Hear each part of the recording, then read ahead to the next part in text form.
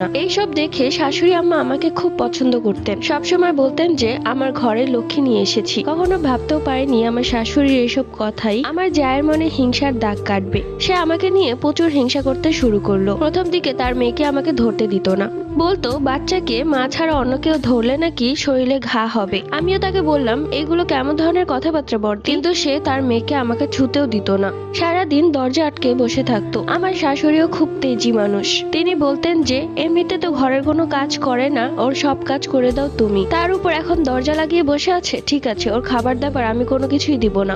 এরপরও আমি লুকিয়ে লুকিয়ে বড়দিকে খাবার দিয়ে আসতাম। সে সেই খাবারগুলো খেত, কিন্তু আমাকে দু চোখে দেখতে পারতো না। যাই হোক, এরপর যখন তার বর আসে তখন সে তার বরের কাছে বানিয়ে বানিয়ে অনেক মিথ্যে কথা বলে। আমি নাকি আমার শাশুড়িকে জাদু করেছি এবং তাকে খারাপ করেছি। এসব কথা শুনে আমার শাশুড়ি প্রচন্ড রেগে যায়। এক পর্যায়ে আমার শাশুড়ি বলে যে তোরা আলাদা হয়ে যা, তোর বউয়ের মতো বউ আমার দরকার